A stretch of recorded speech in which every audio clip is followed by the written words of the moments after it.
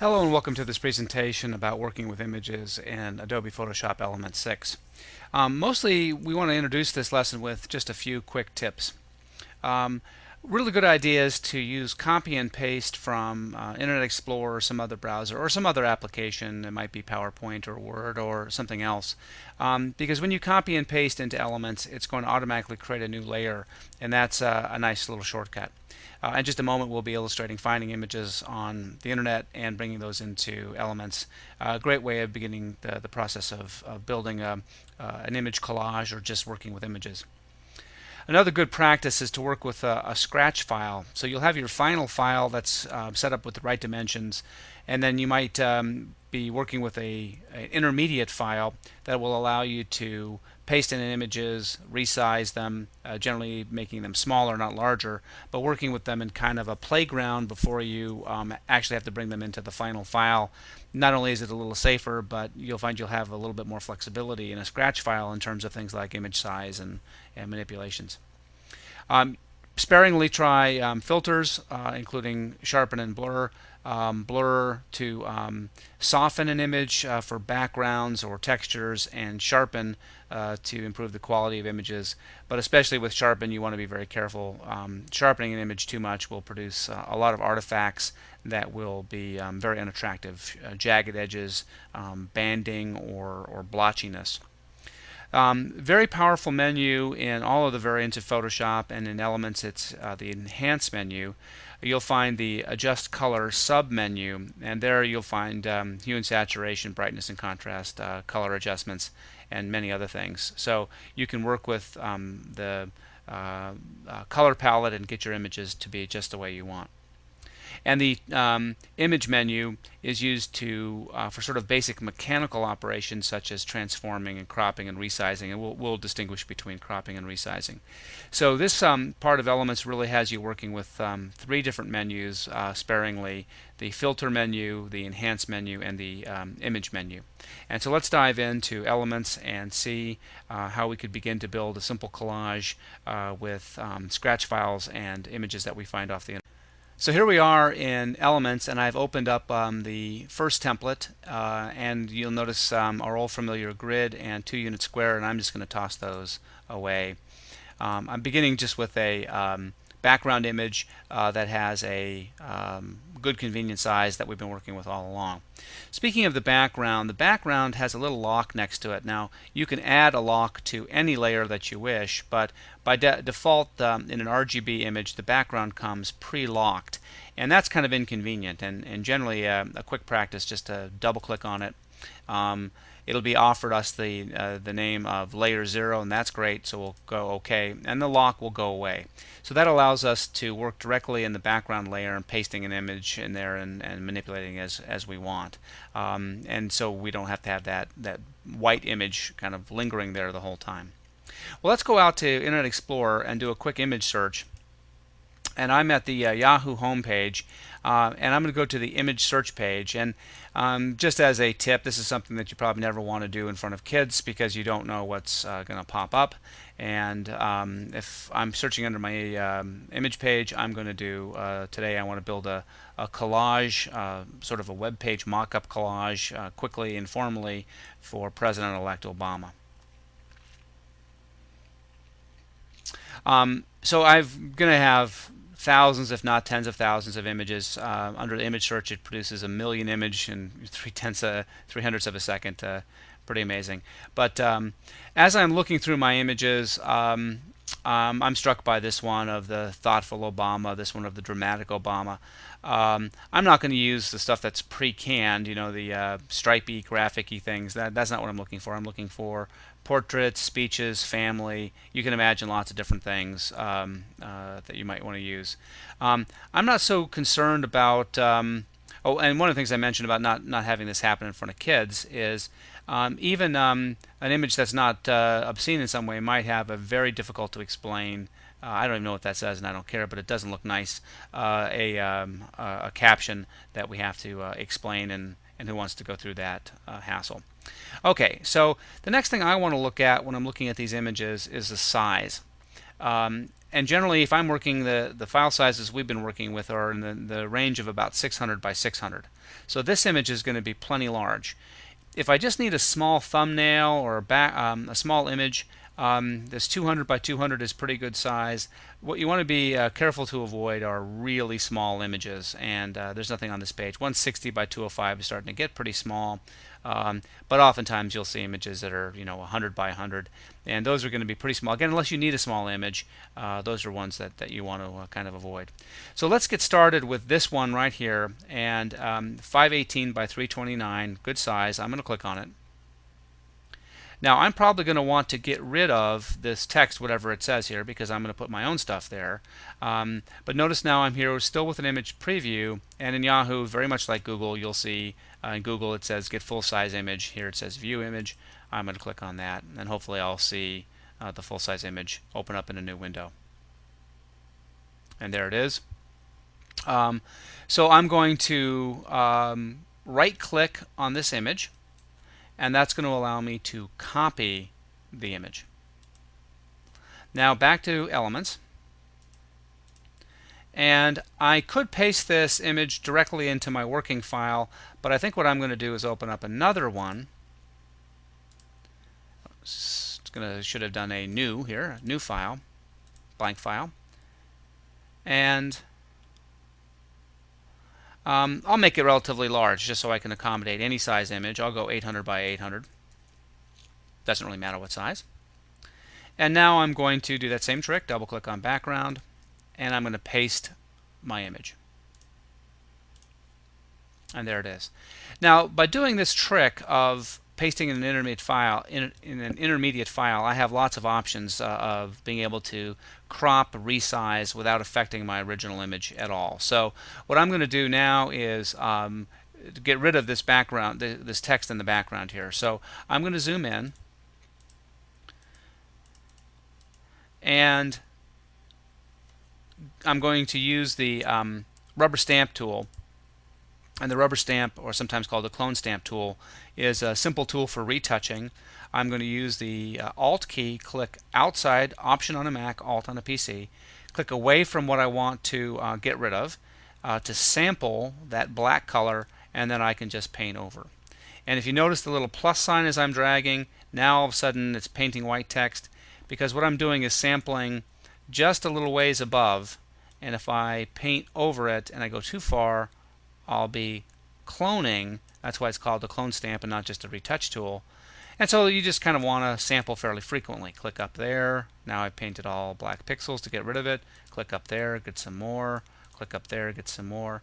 So one of the secrets to good retouching is to sample that Alt key click thing. Sample frequently. Don't click once and then try to draw over your entire image. You're going to find that you'll be drawing parts of the image on top of other parts unexpectedly, and that's not going to help you very much. So I'll Control minus to zoom out a little bit. I'll click down this time, and it's the same idea. And now the reason that this is better than just sort of sampling black paint and painting over it is you can see that there's maybe not in the video, but there's a subtle texture in this background that the clone stamp tool will pick up, whereas the paint brush tool will paint in one solid color, and that solid color is going to look blotchy or like a big spilled paint mess on there. Okay, now my intention is to use this image as a background image. And by background image, I mean not only as a image that other images will sit on top of, but I want to kind of manipulate this image a little bit.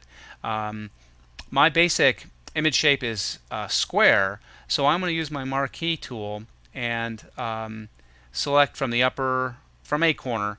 I'll hold my Shift key down, and that will constrain my selection like always. The Shift key always constrains in a square. And so I've got a square marquee, and now what I'm going to do is say image crop. And what that's done is the whole file collapses onto that frame. And now maybe you can kind of see why I said a scratch image is a good place to be. I don't want, when I crop my working file, my good file, to suddenly be dramatically reduced in size. Now what do I do? Well, maybe I've cropped off some image parts. It's all undoable, of course, but it's just not necessary if you work in an intermediate file. Well, I'm ready to copy this cropped and slightly retouched image, so I'll just copy that. Now I'm going to go to my real file, and it's probably a good time to save this with a descriptive name rather than template1. I think I'll call this collage, and I'll save that someplace convenient. And now I'm going to paste this image in, and it comes in as a new layer. And you can see that it's centered perfectly in the screen. When you paste a new layer, it'll always do that. Anytime you paste something, it creates a new layer. Type creates a new layer. Shape creates a new layer. Pasting an image creates a new layer. But if I want this image to be a background, I want it to be the entire size of the screen. So how do I do that? Well, interestingly enough, in Elements, it's very, very easy. In fact, easier than other versions of Photoshop. If I click on my just pixels of my image in my layer, I can just drag a corner up and drag a corner down, and I've got that image to be the full size, and click on the little green arrow to make it happen. Now, ordinarily, this is kind of a bad idea because there weren't enough pixels in this image to begin with, and if I look closely, I'll see lots of little checkerboardy pixelation going on that won't look very good on any kind of an image. But my purpose is not to use this as kind of a portrait, but to use it as a kind of a background texture. And in fact, I kind of think I want to flip this so that he's looking the other way. Now, maybe somebody would know that I'm cheating, but you see this happen an awful lot. Designers flip images to have the eyes look a certain way or the hand on one side or the other. So I don't know if I necessarily need to do this, but I'm going to go to the Image menu and choose Rotate, and that brings up a submenu, and I have Flip Horizontal, and that just flips it the other way. Okay, now I promised that I wanted to make this a background image. I think I'm going to call this OB BCK for background. Not MCK. BCK BCKG. And now I want to do some adjustments.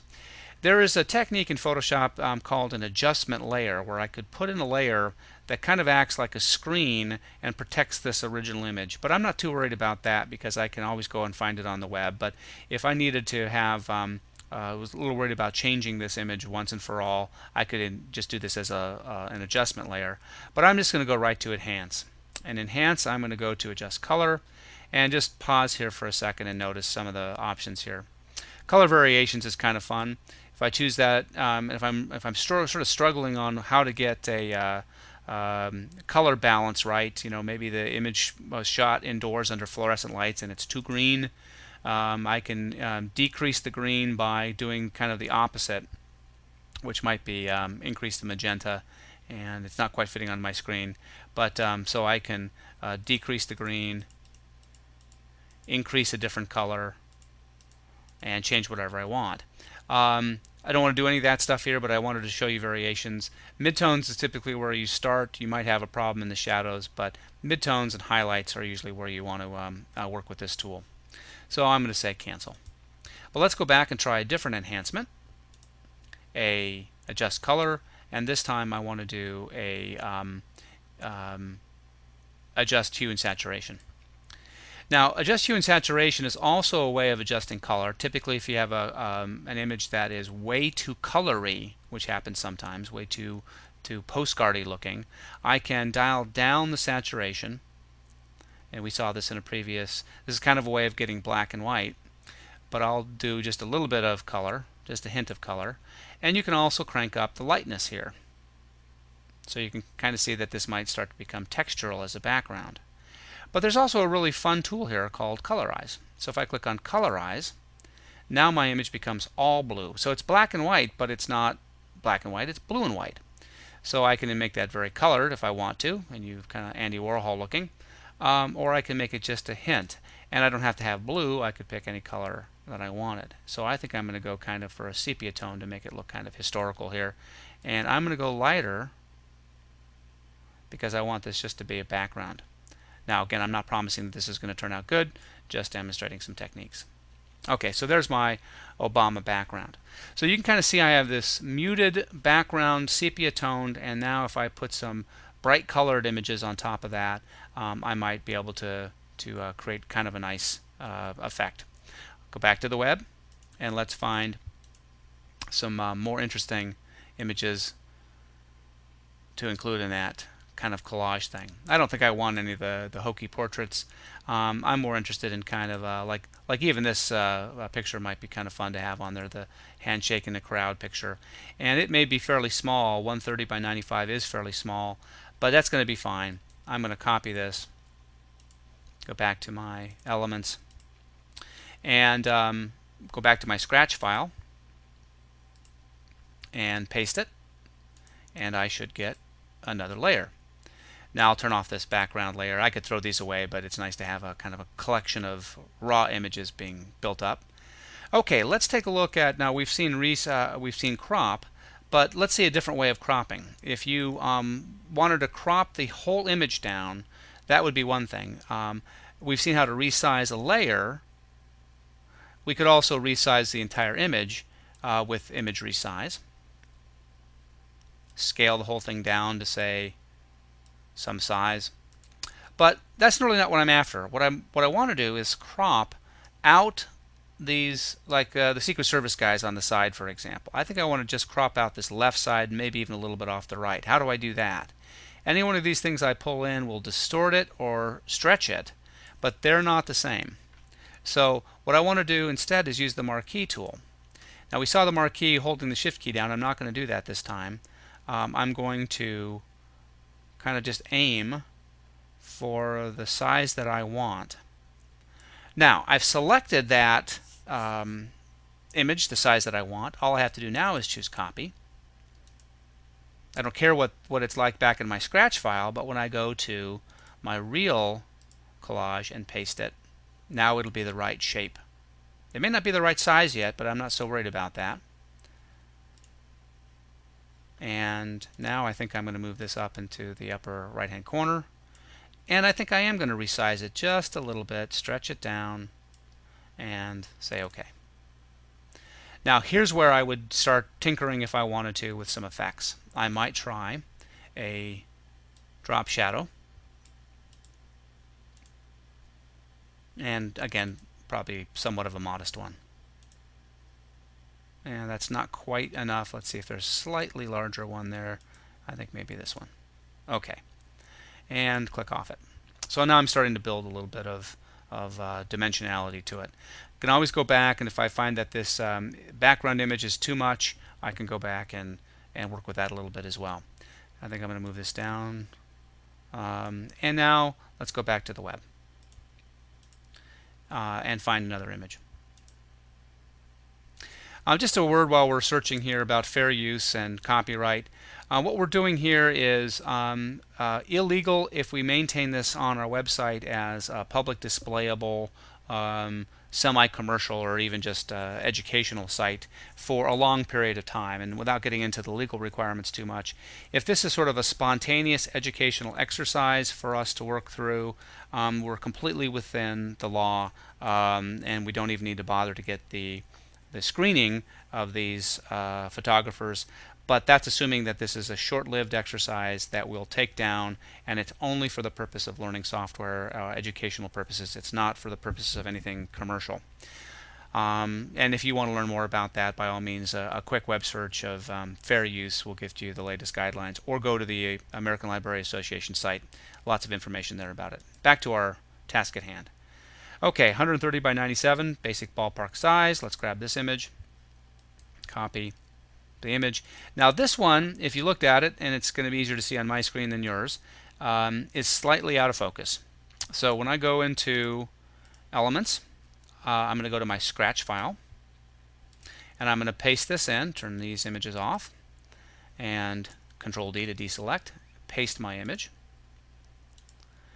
Now it's considerably larger than the other one, and I want that to be the same size, and I'll do that in a minute. So I'm concerned about the sharpness of this image, so I'm going to go to Enhance again and choose Enhance Adjust Sharpness. There are two controls here, Unsharp Mask and Adjust Sharpness, And I'll start with adjust sharpness. You get a preview here, and you can adjust the amount of sharpening, and that's too much, or the radius of sharpening.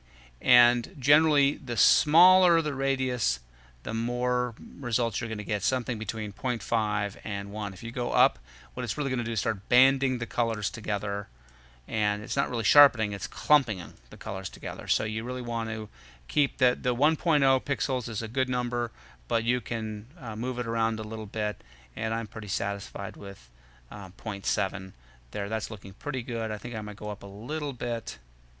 Okay, now when we bring this into the collage, we'll probably delete the just crop the credit down here of the Getty Images.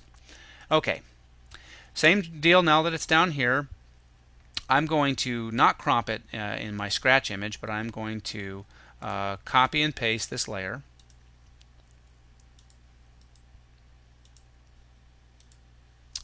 First I need the marquee tool, something about like that.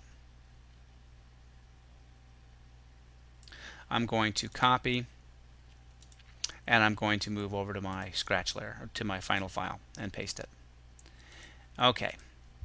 Now I've got kind of a disconnect here, unless what I really want to do is kind of create these 3 images that'll all be lined up here, and then put some text on it and call it a collage for the day. But what I want to have happen is this image being the same size as this one, all 3 being the same. How am I going to do that? Well, what I'm going to do is something that'll seem a little odd. I'm going to go to this layer. It's difficult to get the exact size of this layer.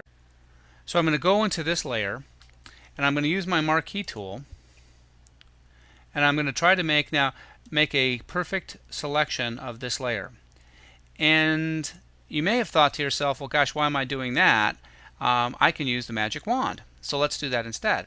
This is just 2 ways of doing it. The marquee is going to be hit or miss. You might be off by a pixel one way or the other, but the magic wand will be perfect. So what I'm going to do is use the magic wand, and again, just doing a couple of weird things here. I'm going to click the magic wand not on the little picture, but off the little picture. So now what I've done is I've selected everything but the little picture. I've selected all the white. Okay? Now if I do that, I can do select, inverse. And now it'll throw away all that outside and just focus on that. Now the reason I'm doing that is because if I now choose copy and I do a new file, Photoshop is pretty smart. It tells me the exact size of the contents of the clipboard. So this is kind of a long ways to go for a short joke. 141 by 138 is the size I need. And that's about the easiest way to find that out in Photoshop. So now what I'm going to do is go to my marquee, and if I in my marquee, instead of having mode normal, say fixed size, I can enter the width of 141, click on these arrows, and enter 138.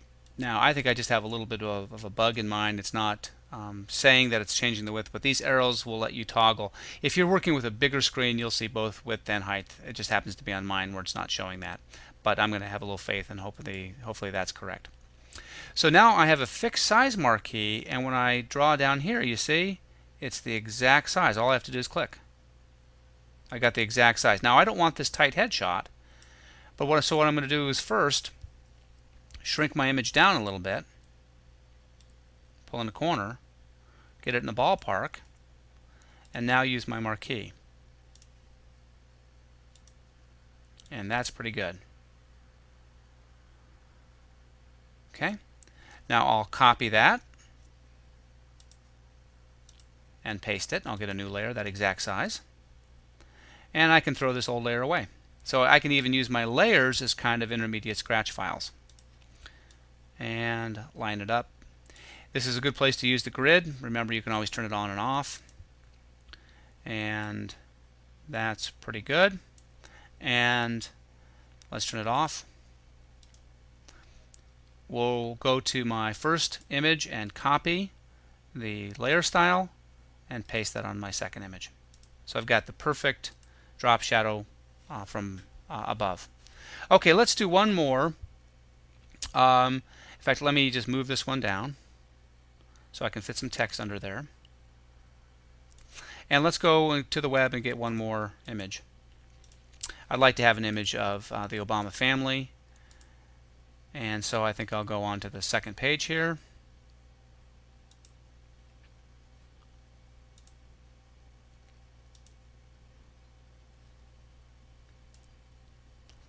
And try to find an image of at least President and Mrs. Obama, if not Obama and the children.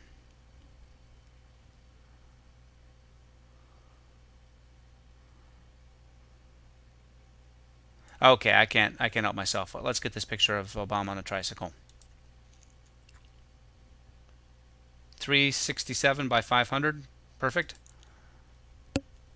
I just want to make sure that this is not some goofy picture and it's actually Obama.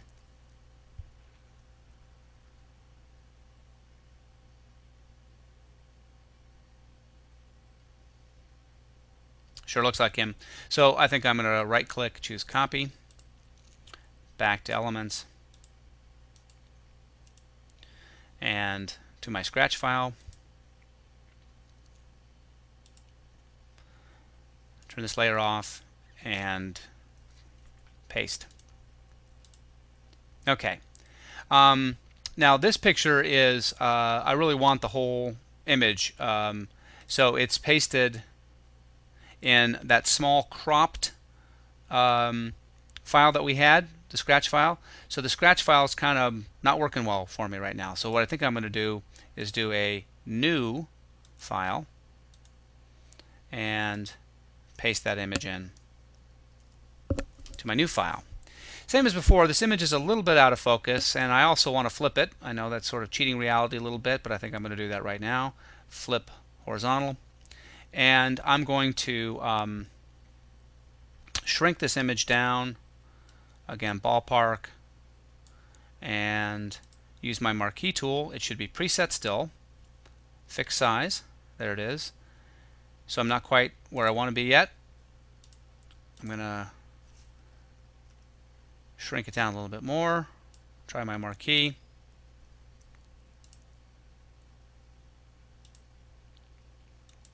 Now, there I'm going to spill over, I'll have white. I don't want to have the white in the image, so what I'm going to do is stretch it back out a little bit.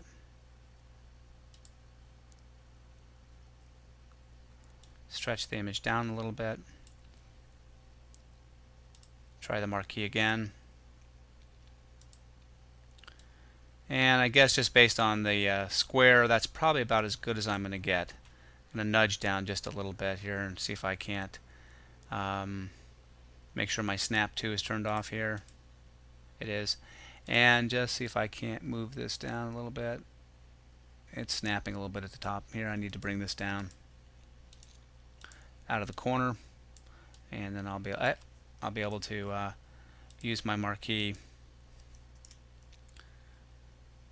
and get it exactly right. And that's about as good as I think I can get. Okay, same trick as before. Now I can copy that image and back into my, I think I'm in the wrong layer, copy my image and back to my real file and paste.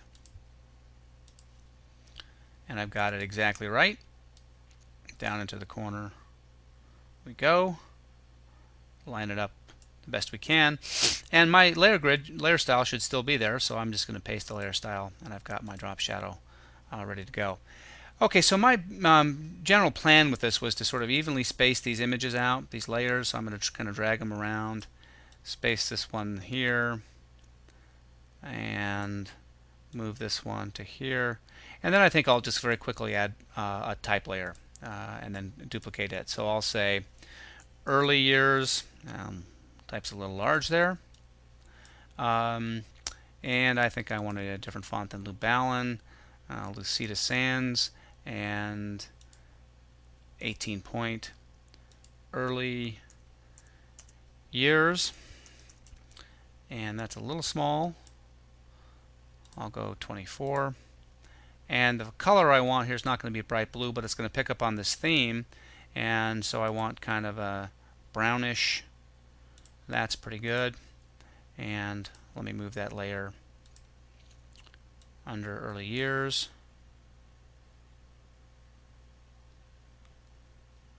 And then I'll just duplicate that layer and say, move it up.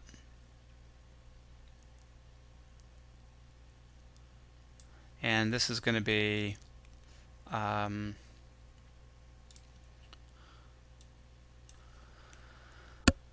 the agenda, and I'll duplicate that and have it be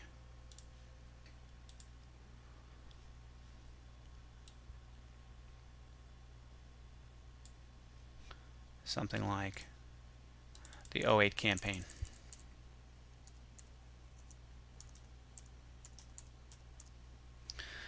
So now '08 campaign is too big, so that's going to drive my font size backwards a little bit. So I'll say maybe 20 point up here, type that in. That looks pretty good, and that's going to be my default size, 20 point and 20 point, and I missed 20 point.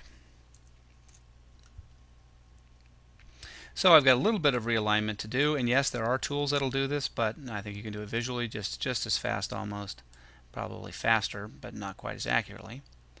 But that's pretty good. Now you could, if you wanted to, go and add various effects to the type, but I'm not sure that that helps you here very much at all. And yes, the grid would be our friend. I mean the Photoshop grid, to get things exactly lined up and spaced correctly.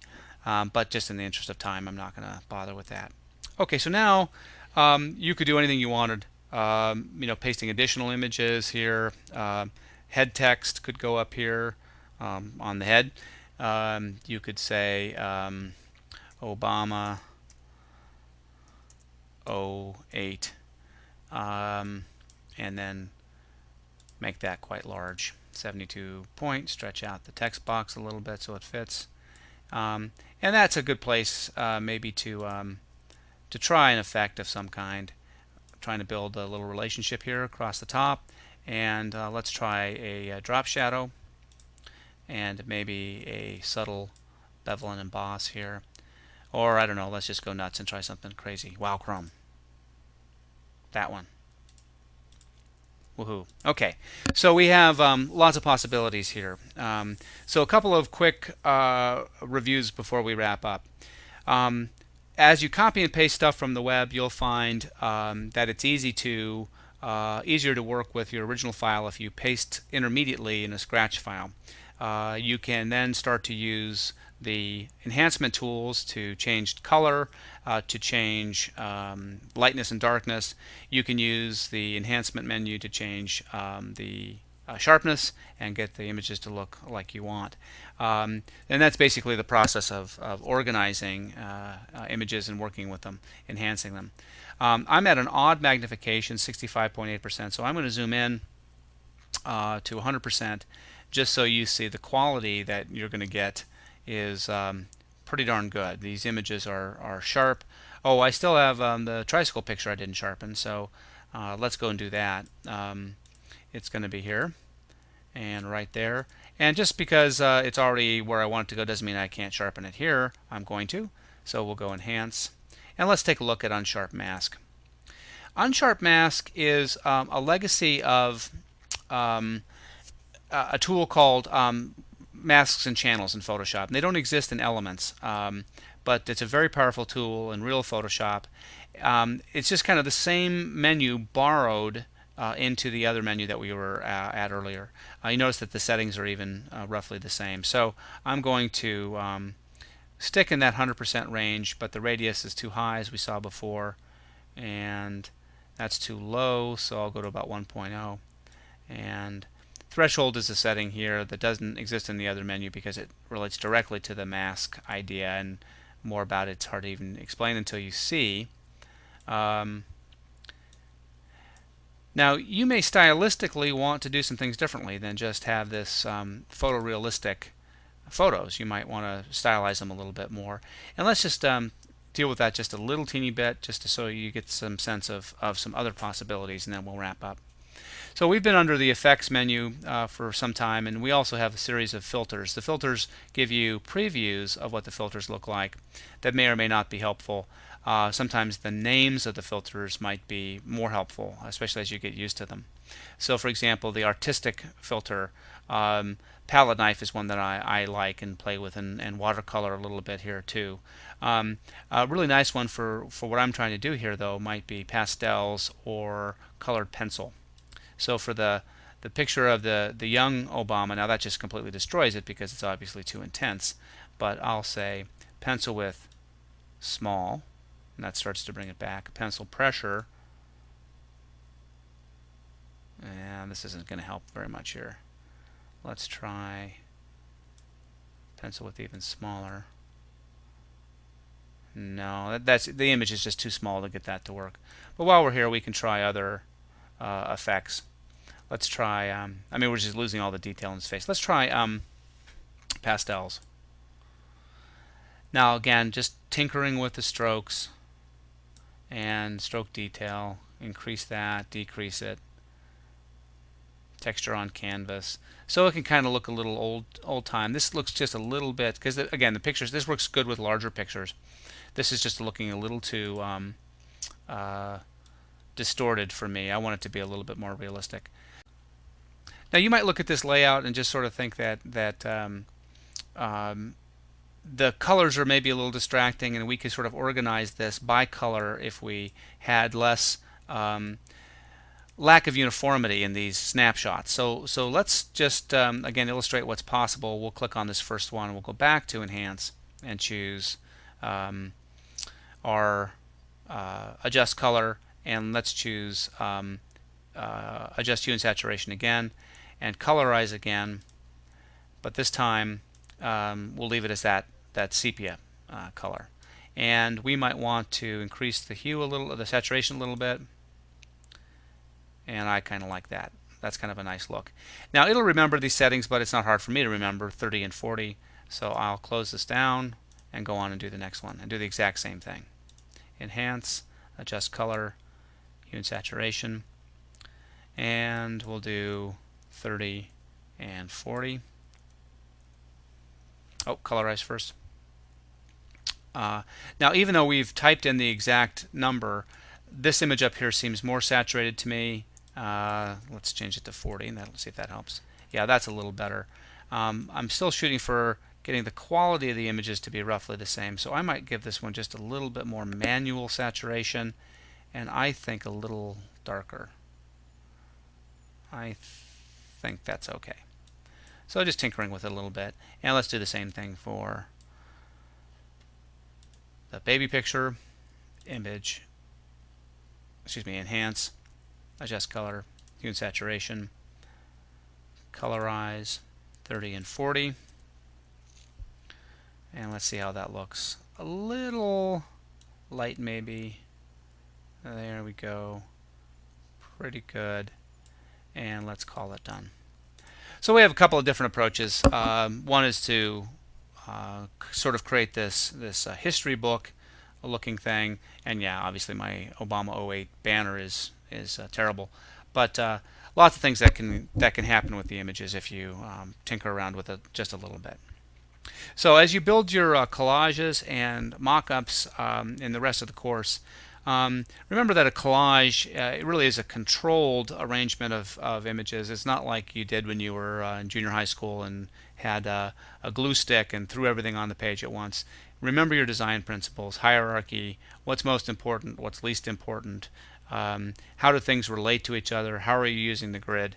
That's kind of what we're going for. Photoshop Elements especially has some wonderful image tools that you can get almost anything out of it, and you'll be drawn to using a lot of those, but at the same time you might want to hold dear the design principles that you've invested so much time in up to